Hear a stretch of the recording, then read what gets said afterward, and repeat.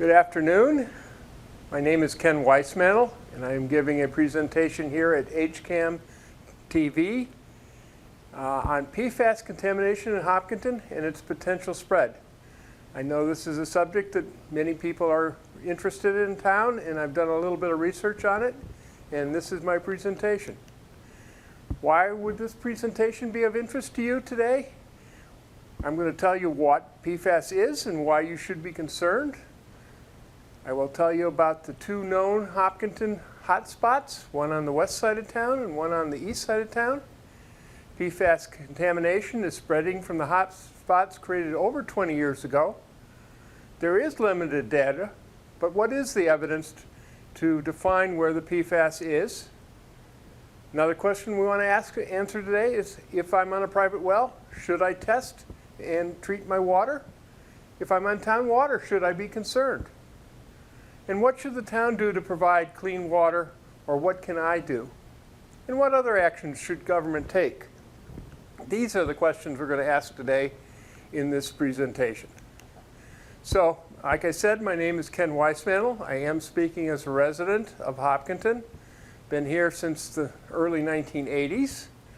I am currently a member of the Water Resources Commission for 10 years in the Commonwealth. I'm a former chair of the Water and Sewer Commission, former member and chair of the Planning Board for a couple of terms, and a member of the Department of Public Works Commission in the past, along with a lot of other things. I've also had some work experience as assistant to the city engineer in Waukegan, Illinois, when I was in college. And I have an engineering degree and a Master of Industrial Administration from Purdue University. I'm speaking today as a Hopkinton resident and as a volunteer. I do not represent the Water Resources Commission. This commission is composed of 11 people, and we set water policy for the Commonwealth and also approve interbasin transfers. I'm not a lawyer, and I do not offer legal advice today. I do have some experience with Hopkinton's water supply, and I do have some experience with setting water policy and approving interbasin transfers in the Commonwealth of Massachusetts. What is PFAS? PFAS is a family of chemicals that have really been used since the 1950s to manufacture a lot of good products that we used to like. For example, my stain-resistant Gore-Tex jacket that I wore here on this rainy day, my favorite jacket, has PFAS in it. Water-resistant non-stick products like skis and Teflon-type coatings for frying pans, non-stick and coatings on carpets and also on furniture to keep them clean, and certain types of firefighting foam have PFAS in it. But this is something since the 1950s, so it's not a really old problem, but it's a kind of new problem. More information on PFAS. It's in the drinking water, and that is becoming an emerging issue nationwide. It is water soluble, and over time, PFAS from firefighting foam and manufacturing sites and landfills and spills and air deposition from factories and other releases can seep into the water supply, and that contaminates our drinking water. It is found in rivers, lakes, fish, wildlife, especially here in the Northeast, and unfortunately in Hopkinton too. Why is it bad for you? Studies show that exposure to elevated portions cause a variety of health effects, including developmental effects, effects on the thyroid, liver, kidneys, certain hormones, the immune system, and there are some studies that suggest an elevated cancer risk in people exposed to higher levels of PFAS. And this is still getting a lot of study, and the Massachusetts DEP is following the developments in this area very closely.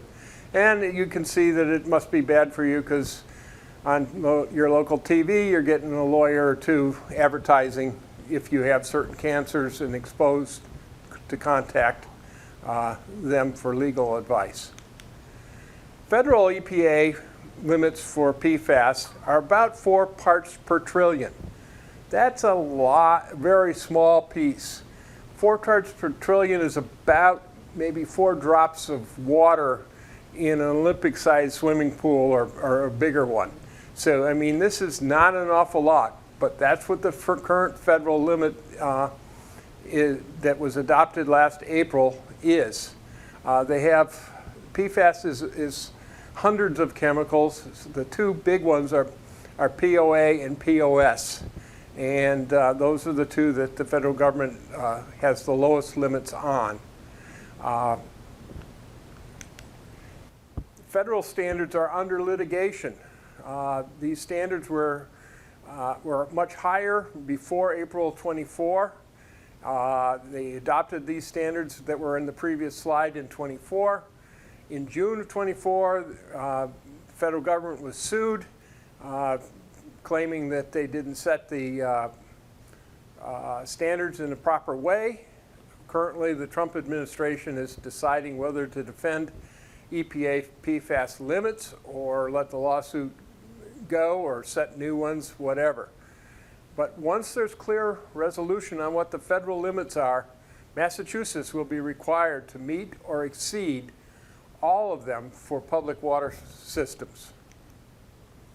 Massachusetts PFAS limits, which I participated in making a recommendation to set them, are at basically 20 parts per trillion, a little bit higher than the federal. At the time when we set them in October 2020, they were actually lower than the federal limit. And the key one is the 6 PFAS, known as PFAS 6, and that's basically the 20 parts per million for the sum of all those 6. And Massachusetts will adopt for public water suppliers standards that are no less stringent than EPA regulations once that lawsuit is settled. However, I caution you, and this is as close as I get to be a lawyer today, if you find PFAS above your limits on your property, it is a reportable event to Mass DEP. There is potential liability and obligations that you should know before you sample your water and whether you have to report it. Once you sample it and it's high above the limit and you're the property owner, you have to report it. This could be expensive for you to prove that you're not the cause. And in some cases, if the land had a previous business use, you might have to prove that you're not the cause. So you really have to know the previous uses of your land before you embark on a set of sampling. But basically, if it's on your land today, I believe you own it. Now, treatment for an individual house could cost as much as $10,000. You might be forced to treat your water if it's above the limit. Also, disclosure is likely if you try to sell your house. If you knew that you had a problem and you didn't disclose it while you're selling your house, I think that opens you up also for problems. This explains why there's very limited data on the extent of PFAS contamination in the town of Hopkinton. So, this is my "you can't handle the truth" slide. If we don't look for PFAS, maybe it's not in Hopkinton, but it is. If we look and find it, will we have to take expensive steps to fix it? Yes. Who pays? I don't know. What was the cancer or health issue? Was that cancer or health issue due to PFAS contamination or something else? I guess I should have said I'm also not a doctor either. Should I stop now? Or should we stop putting our heads in the sand and understand that we have some unsafe water in some of our private wells and find solutions to resolve that? Let me start with a little tutorial on well types of Hopkinton. There's 2 types. Well, the town wells are shallow gravel-packed wells about 30 feet deep. The gravel-packed wells get their water from a surface aquifer. The gravel-packed wells are easier to model, monitor, and to predict.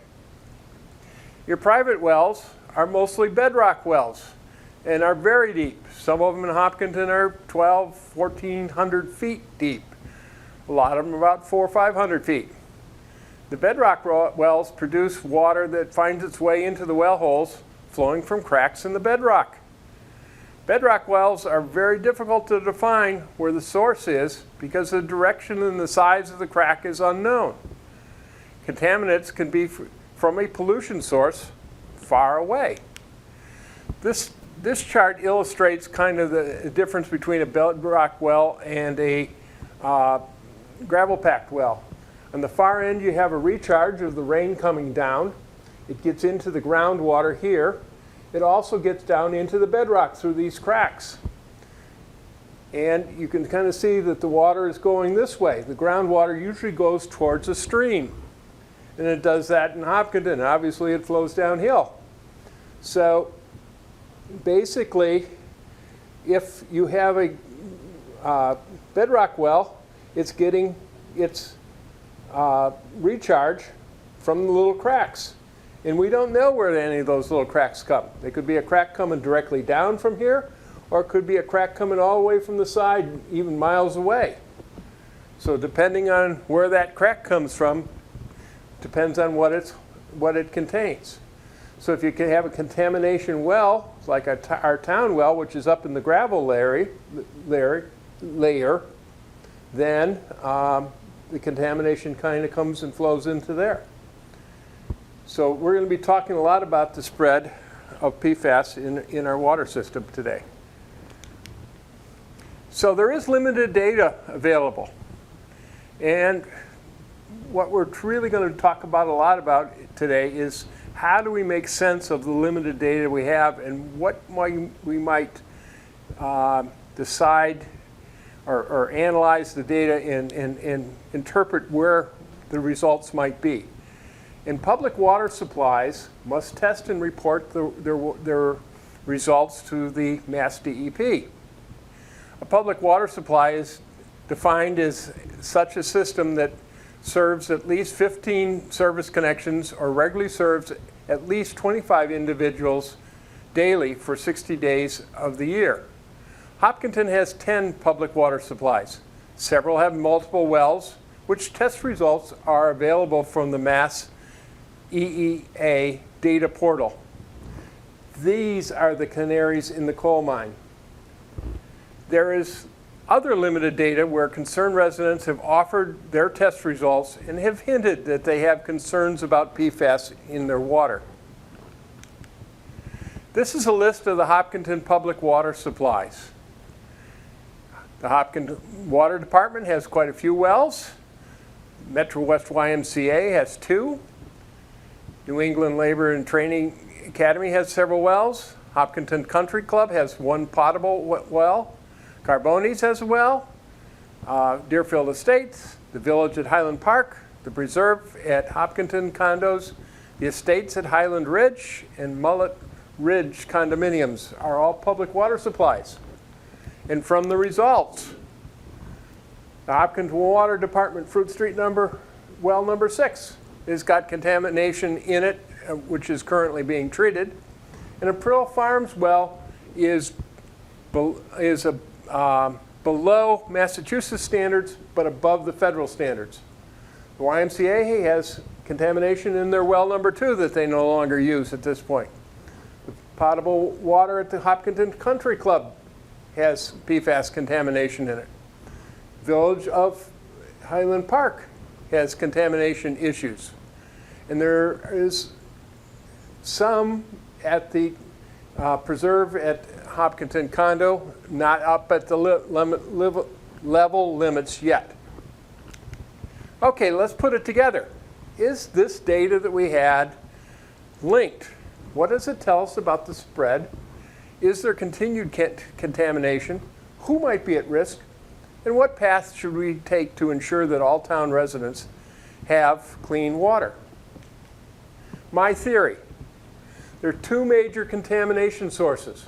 one on the west side and one on the east side. These are major events from over 20 years ago that have spread PFAS in Hopkinton. There could be other local hotspots if PFAS foam was used on a fire. For example, PFAS foam was used and water was used at a propane tank fire after it crashed into the Fruit Street Bridge on 495 when the driver had a heart attack. Unfortunately, it didn't turn out good for him or the truck. Maybe there were some more vehicle fires or a house fire that PFAS was used, but no records seem to exist right now. PFAS foam was more expensive than water, so it was rarely used other than training. Did the fire department use foam with PFAS when they did the slip and slide events at town events, such as on the town common and at the middle school field? Could the contamination come from the asphalt plant in Asphalt, which is near the YMCA? Hopkinton did not have a lot of past industrial or landfill activities since the 1950s when PFAS became available that would be a likely source of PFAS, other than perhaps the LNG plant on Wilson Street. So in many ways, a lot of Hopkinton is lucky except for those two major spots, and we're going to get to those next. West Side story. We had significant use of PFAS in firefighting training at the Pine Sand and Stone gravel pit on Fruit Street in the 1970s and early 1980s. The training was done for the Hopkinton Fire Department, but many fire departments in the region. Mass Firefighting Academy did gas training here. I've heard stories that people came from Logan Airport to train here, and also Providence. So it was a region to test or train on gas training and LNG fires. Basically, the PFAS spread into the aquifer and is likely spread by irrigation at the Hopkinton Country Club. Let me give you a history of the west side. The LNG plant came to Hopkinton circa 1970. Chief Arthur Stewart saw a need to train his fire department in the event of an LNG fire. He also trained all the other fire departments that I just talked about in the region. It was easy for him to get LNG in Hopkinton, and he had a very safe place in the gravel pit to do the training. The LNG training in Hopkinton was stopped when the Mass Firefighting Academy was established in Stowe in the early 1980s. So it was a period of about, I'm going to say 12 years or so, maybe 13, where there was LNG training used with PFAS foam in the pit. Now Jim Pine, the late Jim Pine and the late Dick Stewart were owners of the gravel operations, and they were really big supporters of the fire department, and they offered the free use of the land. Dick was a volunteer firefighter. He had married a Pine and was the brother of Chief Stewart. Jim was the son of a former fire chief and a volunteer firefighter. At the time they were doing this training, the hazards of PFAS were not known by anyone. And quite frankly, I think Chief Stewart, who I knew fairly well, was kind of one of the best small-town firefighters around, and he was able to train his group, particularly with the LNG tank and that potential risk. There was one time I spent a lot of my career in cryogenics, and one day I brought a dewar of liquid nitrogen behind the fire department, and he brought a smaller dewar of LNG behind the fire department. He put it in a pot and demonstrated how if you poured water on an LNG pool, you made the fire actually worse. So we had a good time that afternoon kind of playing cryogenic tricks. But it also, Hopkinton had, from the early 70s to really 2004 22 PFAS on a fire truck.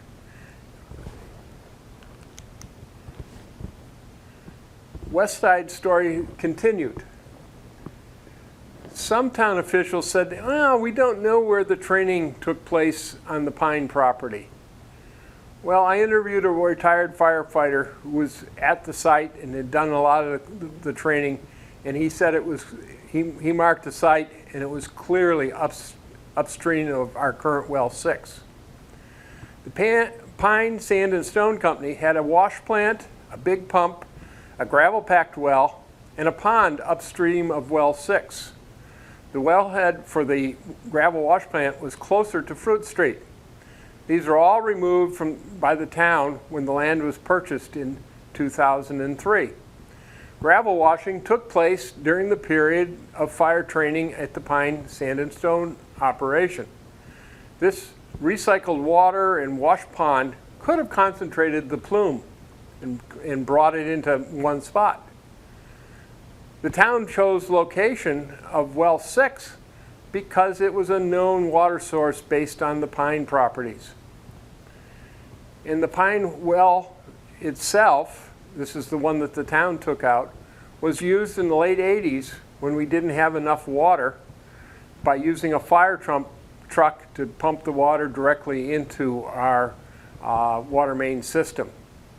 That was about 500 gallons a minute for a couple of weeks on end, I believe. Was PFAS in that well at that time? I'm not sure. Nobody knows. But the wells, the original wells, did not have PFAS at that time. Hopkinton has done a lot of studies of this area for the permitting of well 6 in the wastewater treatment plant, and we know where the aquifer is and where it flows, and we know an awful lot about this aquifer. And it basically flows north, subsurface, along the Whitehall Brook and into the Cedar Swamp, which are the headquarters of the Sudbury River. The aquifer on Fruit Street. Fruit Street goes right in through here. The original Fruit Street wells on the west side of this are right in here. Well 6 is here. We have a reserve for future well site on the Fruit Street property here, another one here. We have the Pratt property that the town purchased a few years ago, which is here. And then we have another point that is key to the point later on, is the Bartolini well, which is in the middle of the Huckleberry Loop. So the Fruit Street master plan, here's well 6 in this circle. The blue section is land in the zone 1 around the well that needs to be protected. The ones on the west side have a small area here. This is near Victory Field, if you're familiar with it, the access road in to the soccer fields, which are here. So you kind of go right by the outskirts of well 6 as you go into the soccer fields. The pickleball is here, and the dog park is right in here. So this is an active well site. This is an active well site. This is a potential well site. This is a potential well site. And then up in here would be the Pratt property. And that is also a potential well site. So, good news, bad news on the west side. The original, good news, the original Fruit Street wells were not in and are not in the PFAS plume when the concentrations were highest. Bad news is well 6 is in the plume, and likely the other potential wells, such as the Pratt well and the Fruit Street wells near well 6, are in the plume, most likely. Good news, well 6 has got temporary PFAS treatment system in place and is below the PFAS limits today, and that's keeping well 6 water clean. Bad news, prior to PFAS from well 6 might have been spread to water customers in Hopkinton and into septic systems. And the way the water system distributes water, this is more likely on the west or center parts of town based on the way the water distribution system works.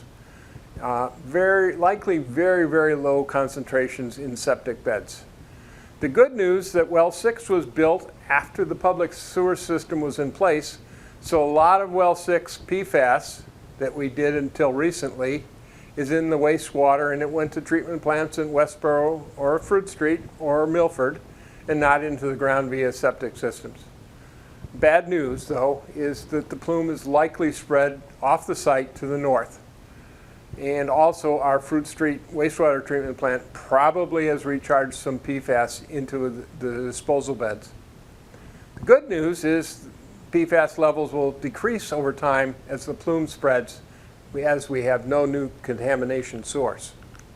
The solution to pollution is dilution. This is another map of the Fruit Street contamination portion. The fire training area is right here. This is the wash plant pond for the pine property. They had a well closer to Fruit Street. This is well number 6.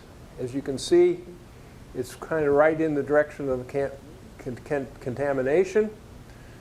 The Bartolini well is right in here, and the water kind of comes up here, and it also goes along Whitehall Brook, which goes here and then empties out into the Great Cedar Swamp on the other side of I-90. So, the suspected spread off of Fruit Street.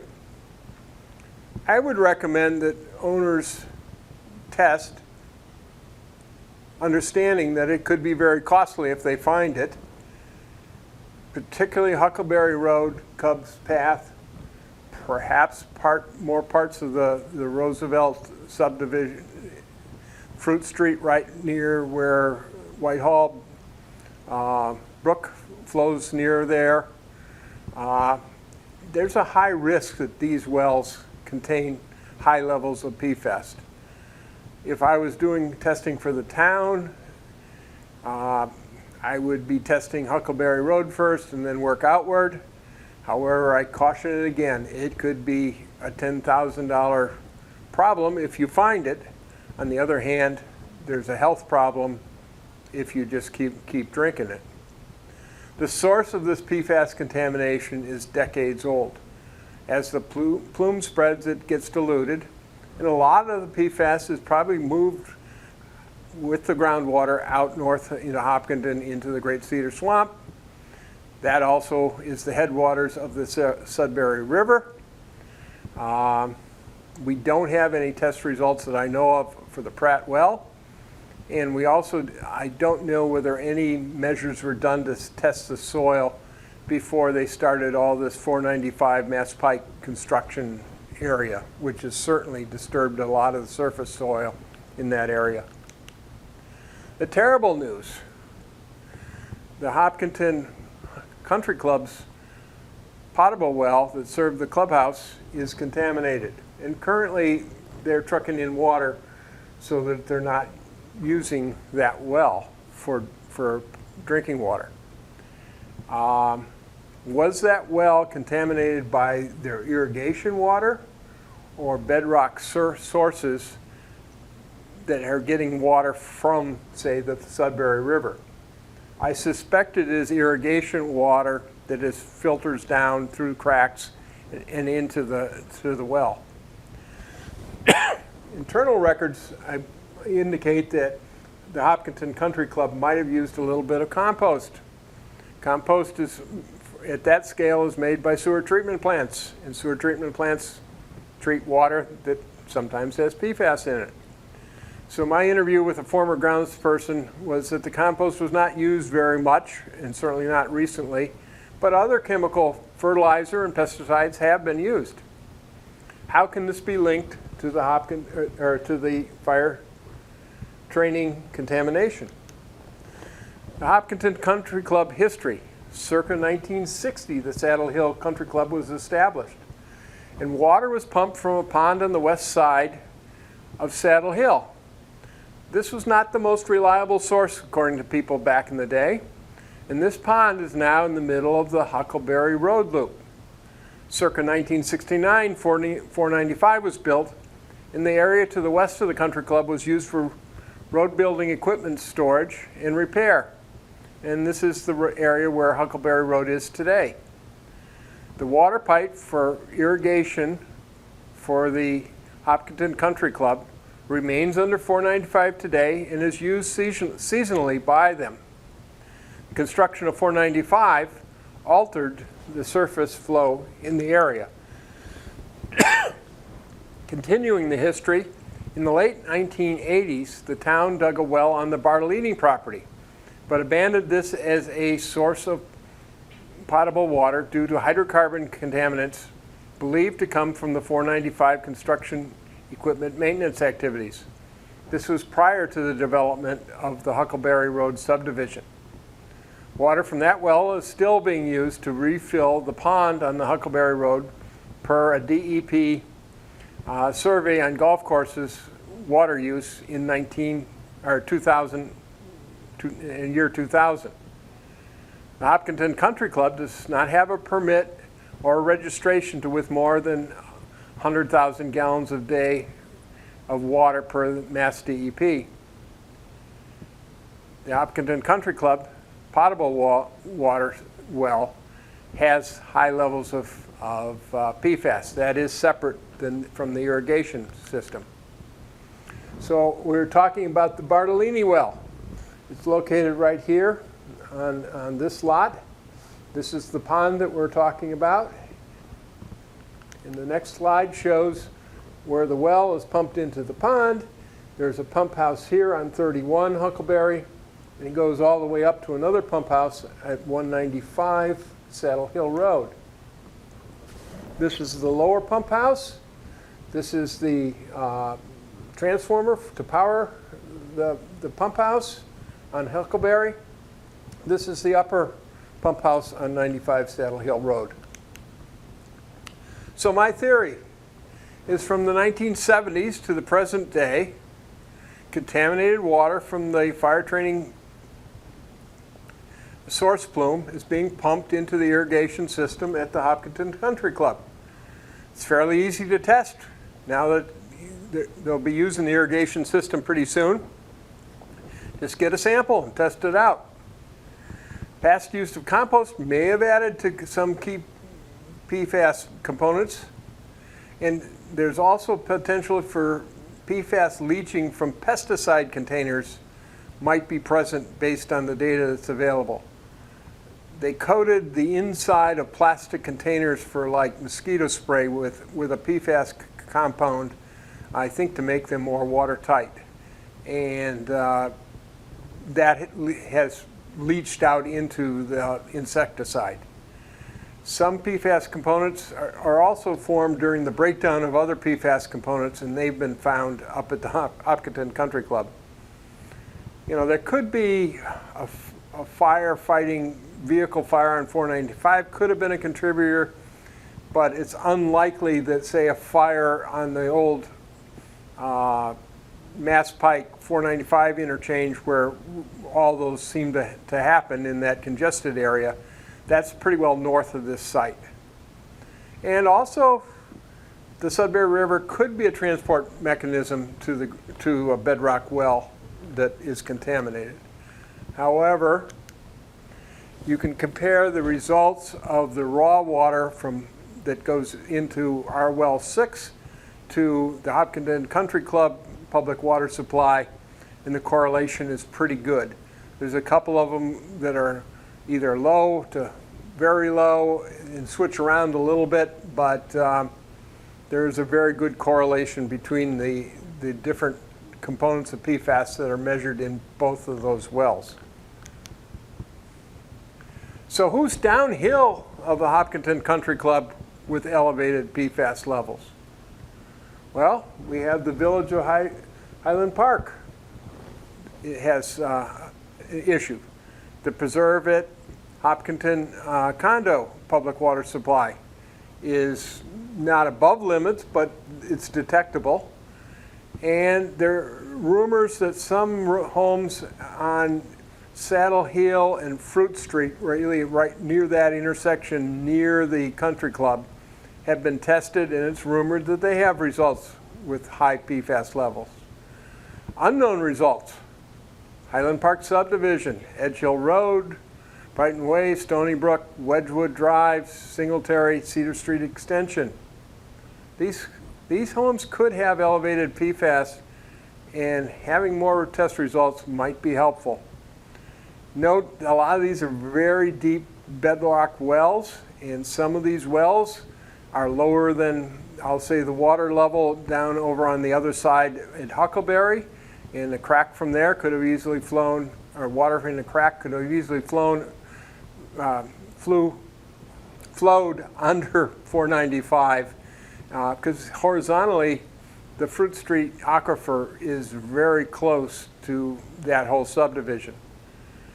I would note that Highland Park subdivision is a recent subdivision, circa 1990, and the land was like a second-generation forest and inaccessible when PFAS use was started. So it's very unlikely that PFAS from any industrial sources are there.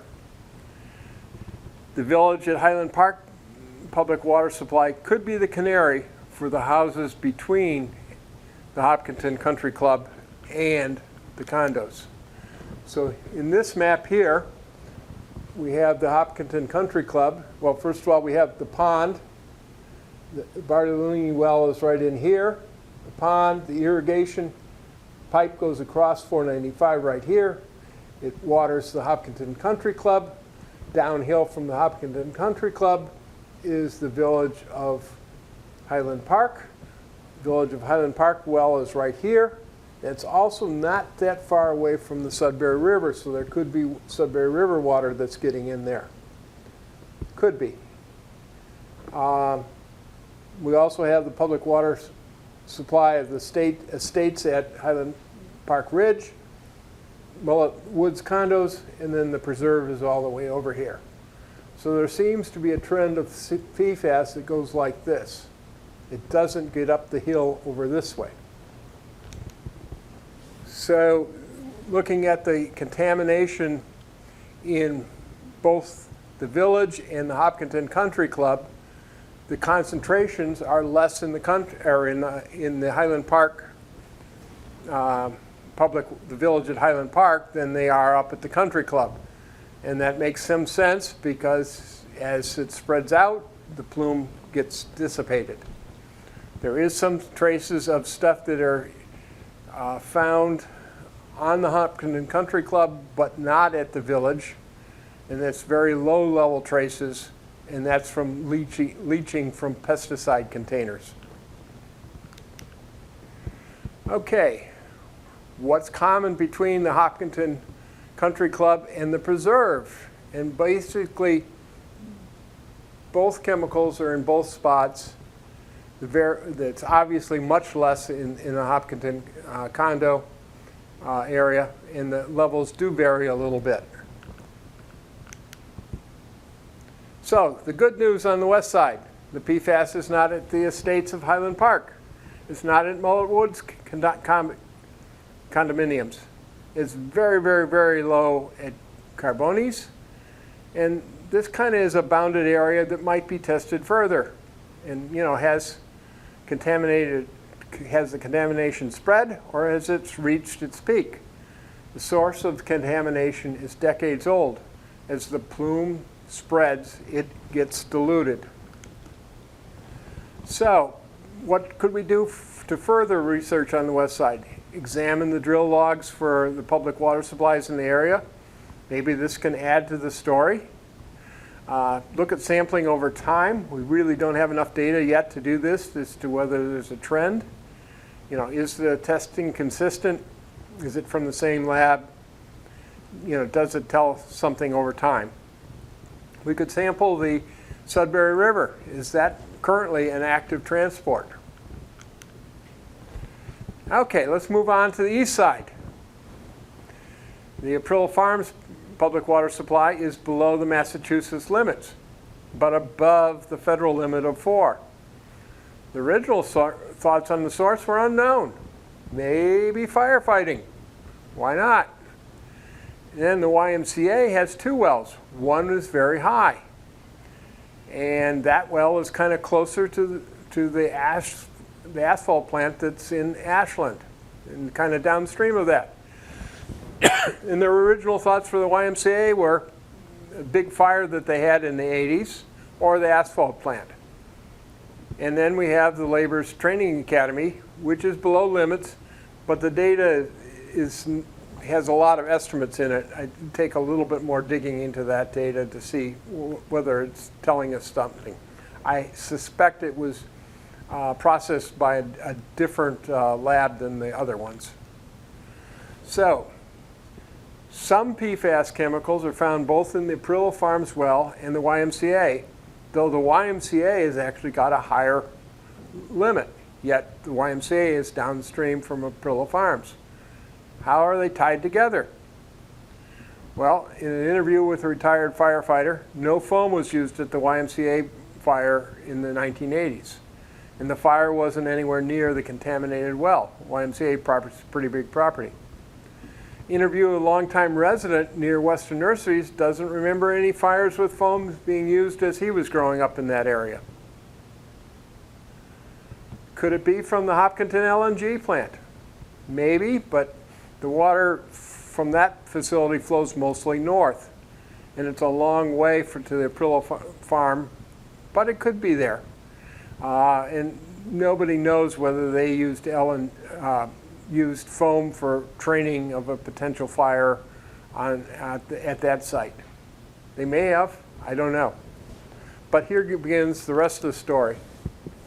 This is my Aaron Brockovich moment. I was interviewing individuals regarding the Western Nurseries water registration rights, and to learn whether the water was being mostly taken within Western Nurseries' former growing fields. And this was to understand the water flow on the east side of town and potential for a new water source for the town or mitigation for another water source.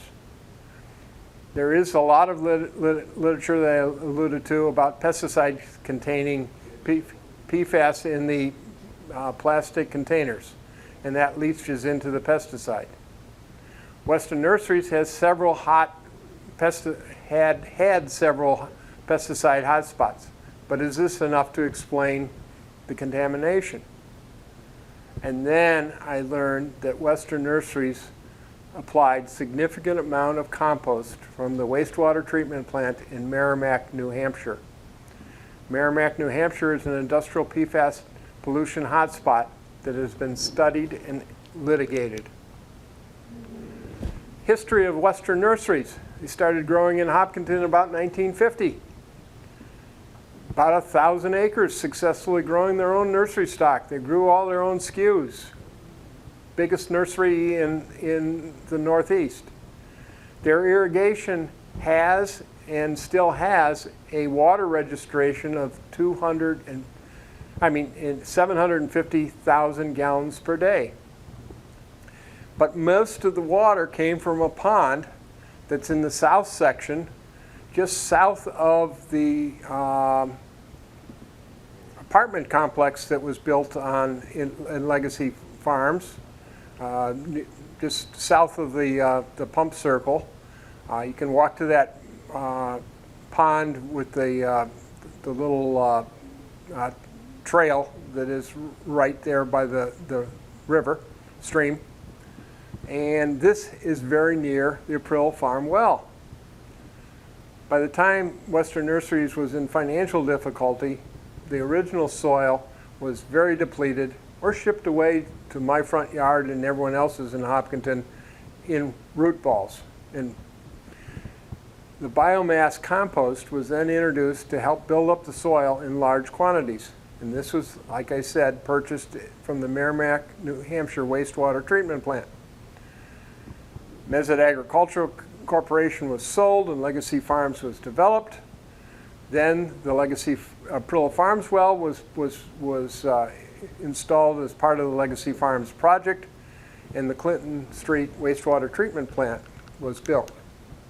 So this is a map of former Western Nurseries for all of you that don't remember where it was, but it's really this whole eastern side of Hopkinton, 1,000 acres. These were all growing fields. all the way from all around the Hopkinton LNG facility up here on Wilson Street and the old Rafferty Road, which is Legacy North. This is Legacy North going along here. This is all fields. The Marathon site right in here was a field and growing area. The south side was growing areas. The pond that I talked about where the irrigation water came from is here. This is the apartment complex. The April Farms well are located right here. There's a Cold Spring brick that goes through here, and I've got another map showing that. Legacy New England Labor's Training, public water supply is down here. And the YMCA is right in this area. So the aquifer in Aprillo Farms is a fairly small and narrow one. It kind of goes from the corner of the apartments and also into the big pond that's behind the apartments. This is the Aprillo Farm wells. This is Aprillo Farm Road right in here. So, biomass compost, which was sourced from the Merrimack wastewater treatment plant. They started converting sludge to biomass compost in the 1970s. And this compost was distributed many places, including the Boston Common, and even the Grand Central Park in New York, and unfortunately for us, Western Nurseries. St. Galban and ChemFab before them coated fabric with PFAS chemicals in their manufacturing plant since at least 1986. The plant contaminated the air in the surrounding area and in the groundwater, polluting thousands of private wells and 2 municipal wells. The plant reduced emissions by 96% in 2004, and that was at the time just before 2004 when Western Nurseries was using the compost. This plant is a major PFAS airborne polluter. Merrimack shut down their 2 public wells in 2015 and 2016 due to PFAS. At that point, I believe they found some cancer clusters, and that's what started them off. And there's quite a bit of data on the DEP site for New Hampshire and also on the Merrimack, New Hampshire town website page about that. And just recently, St. Galban Performance Plastics announced they're closing their plant because of concerns about even the current level of reduced emissions. So here's an recent aerial photo of the Merrimack treatment plant. They have a treatment shed here where they process the sludge and add sawdust and other things to it. There's a bunch of compost stacks here where they let it air out and dry for several months, and then you can buy bags of it today. And if you're familiar with the Budweiser brewing plant up in Merrimack, it's just north of this particular plant. So what likely happened? The compost added to the nursery contained PFAS from the Merrimack, New Hampshire wastewater treatment plant sludge.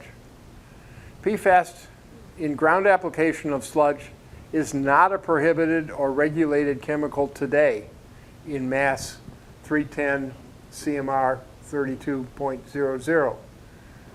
The Commonwealth is studying whether or not they should regulate that. I personally think they should. The sludge or compost from treatment plants in Maine and Connecticut are outlawed entirely today because of this concern. Likely Merrimack wasn't really aware of PFAS issues until they became the leader in dealing with PFAS. And this is after the Western Nurseries growing operation was halted. So they probably didn't know they had a problem in what they were selling.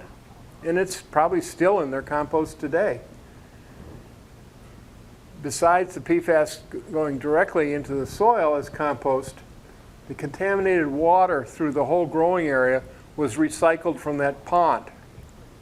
So they would take that 750,000 gallons a day, water the fields, that would drain back, maybe 50% of it, get back to that pond, and then it would get recycled. And that basically probably concentrated the water and also, or concentrated the PFAS, and then also those areas where they didn't put compost, it spread it throughout the growing area.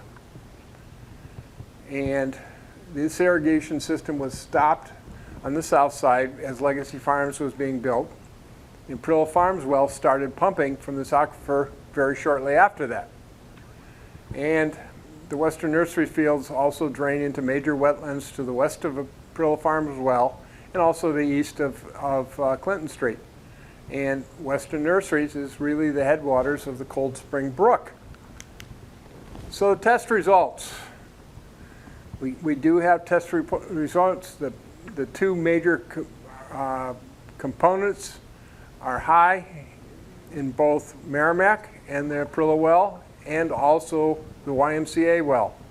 And all the other smaller detected ones are also common in all three wells. I've also heard that the Merrimack water, which has been tested, you can also test it for other chemicals that might be able to be tested for.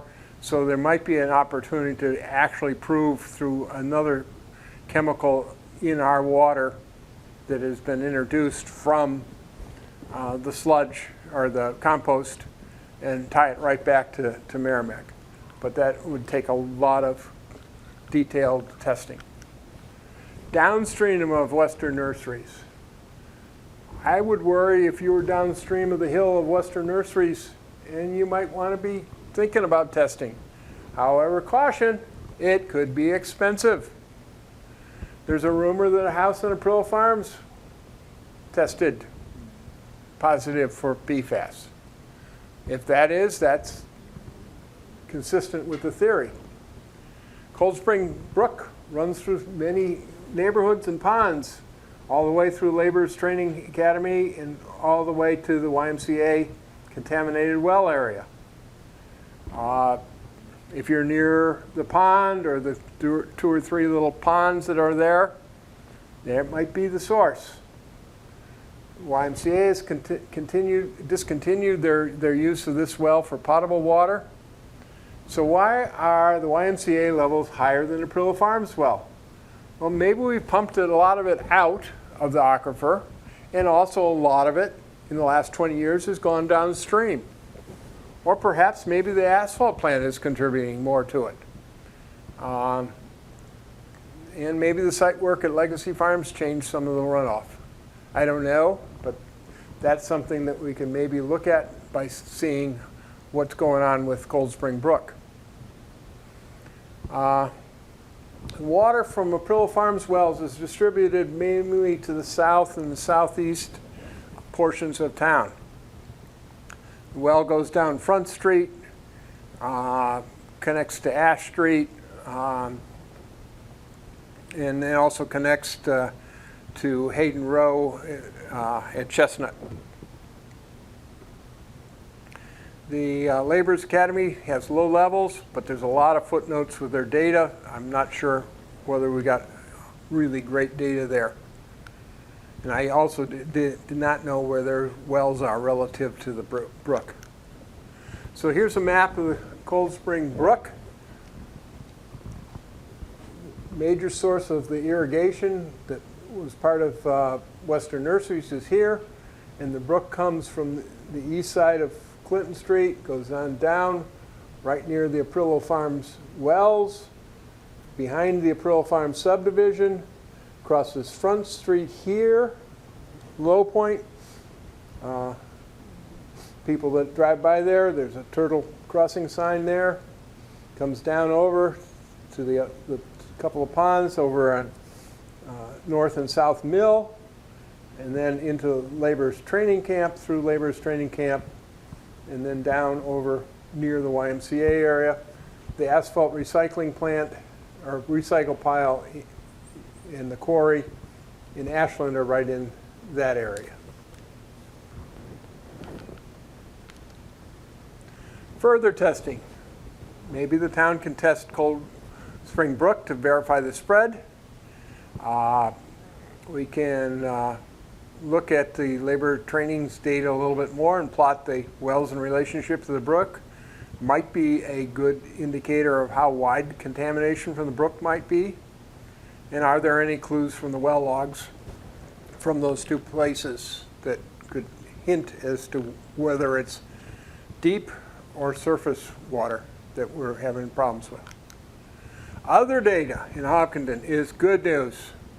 Deerfield Estate has off of Lumber Street near 495, very, very low levels of PFAS. You know, if there was a higher level, I would have suspected a vehicle fire on 495, but it's not there.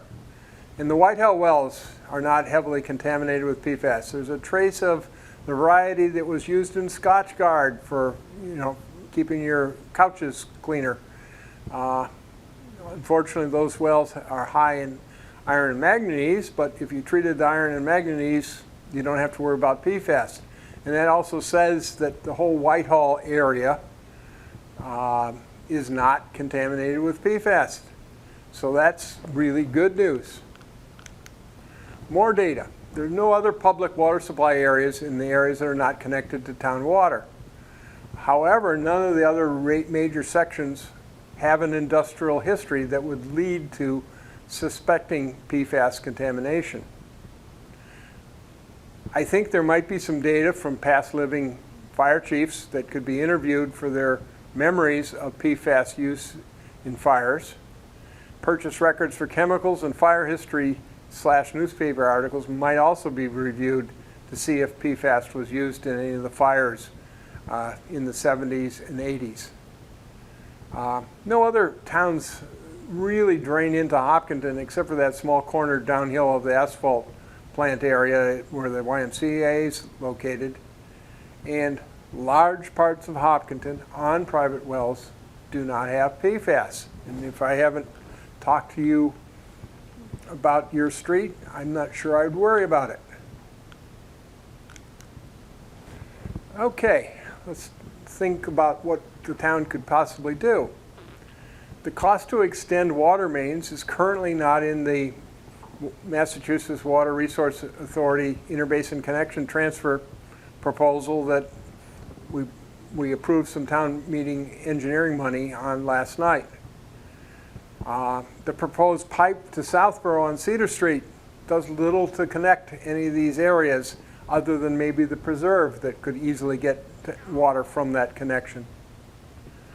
However, the key point is that the average spacing of houses that are on wells, such as Wedgwood Road, is 150 feet. At $200 a foot for a 8-inch water main, that means to go in front of two houses would cost $30,000. Even if we waive the water department connection fee, which I think is about $5,000 or $6,000, the cost would be a minimum of $15,000 per owner. It costs less than $10,000 to install a house-sized PFAS cleanup system. So why would you want to have the town water extended in front of you where it would be significantly cheaper to install a cleanup system in your house? And the operating costs for a home PFAS cleanup system and the electricity for your well pump are significantly less than what the annual water bill after paying for the connection to the MWRA is going to be.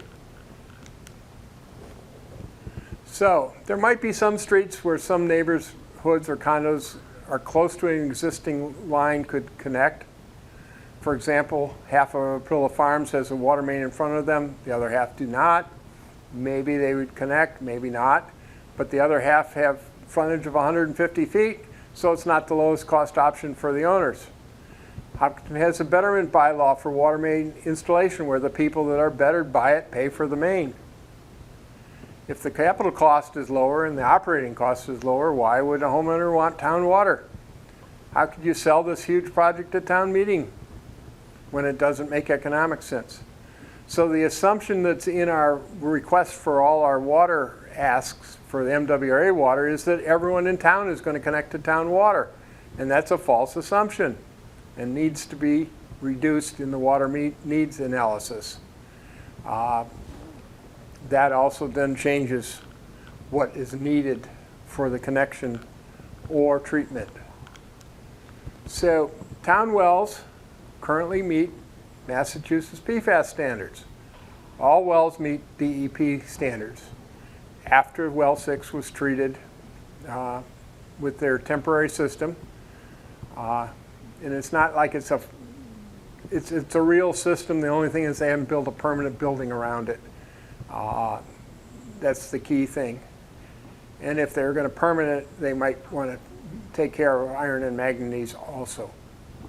The Prill farms are, like I said, are slightly over the federal levels. But Fruit Street, including well 6, Ashland Purchase Water, Whitehall wells, all meet federal EPA standards for PFAS. So testing the boundaries of the spread would be beneficial, but might be difficult to achieve because the liabilities to a property owner in finding high levels of PFAS hinders owners from finding out whether their water source is a risk to their health. Are there other chemical signatures that can be traced? How does PFAS transform over time and in wastewater treatment plants? A little bit beyond my expertise.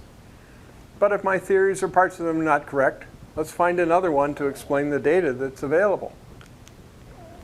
What else should we do? And this is kind of my list of takeaways for this system that are at various levels, but let me go through each one of them. First of all, there ought to be develop a specification, recommended equipment, initial cost estimate for a typical home filtration costs and operating costs for that. Make it easy for the homeowner to get a system that's going to work, and also maybe develop a list of qualified installers. That's something that won't cost us a lot of money to do. I think the DEP can help a little bit because they've done some work in that area. And that would make it easier if a homeowner found that he had a problem, that he would know what he needed to do. And also, if you got a list of qualified installers, they would also then build up their expertise to be able to do this. Another item that takes legislative approval would be to develop a town loan program to help owners that need financial help for their $10,000 cleanup system. This is like Title V improvements. If you need something with your septic system, you can get a loan from the town if you want to, and then you pay it back over a bunch of years. Usually these are funded from a state funding source, and the interest rate is very low. Develop a cost for the water main extension. We're talking all about what the connection is going to cost, but we really don't have a connection that if you wanted to connect to everyone in the town, like the current proposal that the Department of Public Works is putting together, you know, they don't have half the costs in there. You know, you need a plan to develop and extend the water mains, or really decide, you know, economically, individual cleanup is faster and less expensive to implement. So why go through the big centralized plant? We need to encourage Mass DEP to limit PFAS levels in compost applied to land. I've been doing that for the last couple of months as I started to figure this out for PFAS in Hopkinton. I'm doing that in my position as a Water Resource Commissioner for the Commonwealth. But quite frankly, if you mention that also to our state rep or state senator, that might help that get done faster. I believe that the Board of Health should require private testing or testing of private wells when a property is sold. This is similar to what happens when your septic system has to be proven to be functional when the property is sold. This will get a database fairly quickly on the spread of PFAS. So if every house for sale, you'll know where it is. Several towns do this already, and the Hopkinton Board of Health has the authority to do it. I would ask you to look at the Stowe, Mass webpage where they actually do that, and they provide a map that's color-coded of all the properties that they have tested, so you know where the PFAS clusters are. And they also know where quite frankly, where the town and also the Mass Firefighting Academy has contaminated that part of Stowe. Encourage Hopkinton DEP to adopt the federal standards when the litigation is final. I think that one's going to happen. We're just waiting to figure out what ends up at the federal level in the courts. The next item is we need to determine if Hopkinton's current wells and potential wells, meaning the Pratt well and those other two wells next to well number 6 on Fruit Street, are viable sources in the eyes of the Water Resources Commission staff and the Mass DEP with treatment. If they are viable wells, then we can't ask for water from the MWRA for those wells. If there's viable in-basin water, that's one of the findings that the Water Resources Commission has to find. If there is viable in-basin water, it has to be used before you take water from out of the basin, which is what the MWRA water would be.